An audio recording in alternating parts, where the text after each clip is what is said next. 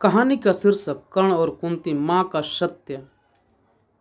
धूप से तपते कुरुक्षेत्र के मैदान में युद्ध की तैयारियां चल रही थी। चारों ओर रणभेरी की आवाज गूंज रही थी। उसी समय कौरवों के महान योद्धा कर्ण अपने रथ की मरम्मत कर रहे थे। तभी पीछे से एक स्त्री की धीमी आवाज आई, कर्ण पुत्र। कर्ण ने मुड़कर देखा, सामने एक साध्वी से दिखने वाली शांत चेहरा, आंखों में स्नेह, माता कुंती खड़ी थी। कर्ण थोड़ा चौंका, और आप माता कुंती, पांडवों की माता, इस समय आप यहाँ क्यों आई हैं? कुंती की आंखों में आंसू थे। वे धीरे से बोली, हाँ, मैं वही कुंती हूँ, और आज मैं सिर्फ पांडवों की नहीं, तुम्हारी भी माँ बनकर आई हूँ। कर्ण का हृदय धक से रह गया। मेरी माँ, क्या कह रही हैं आप? कुंती ने कांपते स्वर में कहा, हाँ पुत्र, तू मेरा ही पुत्र है। जब मैं अविवाहित थी तब सूर्यदेव के वरदान से तेरा जन्म हुआ था।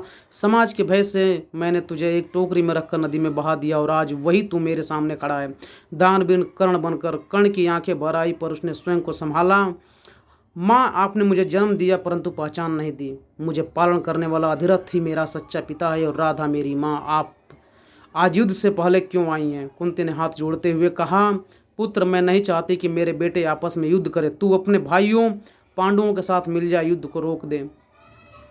कर्ण ने कुछ क्षण मौन रखकर कहा, माँ, अब बहुत देर हो चुकी है। मैं दुर्योधन का ऋणी हूँ। उसने मुझे मान सम्मान दिया। जब दुनिया मुझे सूते का बेटा कहती थी तो मैं उसे धोखा नहीं दे सकता। कुंती की आंखों में आंसू झरने लगे। तो क्या तू अपनी माँ की गोद में मरने का सुख भी नहीं देगा? कर्ण ने धीरे स्वर में कहा, माँ, मैं आपको वचन देता हूँ कि मैं पांडवों में केवल अर्जुन से ही लड़ूंगा। अगर मैं जीवित रहा तो आपकी पांचों संतान जीवित रहेंगी, और अगर मैं मारा गया तब भी पांचों रहेंगे, बस मैं नहीं रहूंगा। कुंती निशब्द हो गई। उनके आंसू कर्ण के चरणों में गिर रहे थे। कर्ण ने उनका हाथ उठाकर कहा, माँ, मैं आपके आशीर्वाद से ही युद्ध भूमि में जाऊंगा। अब मुझे केवल अपने कर्म का पालन करना है। कुंती चली गई, पर उनके मन में मातृत्व और पश्चाताप का भारी बोझ था। कर्ण ने सूर्य की ओर देखा, जैसे अपने पिता से शक्ति मांग रहा हो।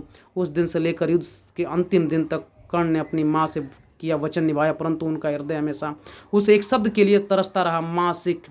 कभी कभी सत्य बहुत देर के सामने आता है, पर सच्चा पुत्र वही होता है जो अपने वचन, मान सम्मान और कर्तव्य का पालन करे, चाहे उसे अपना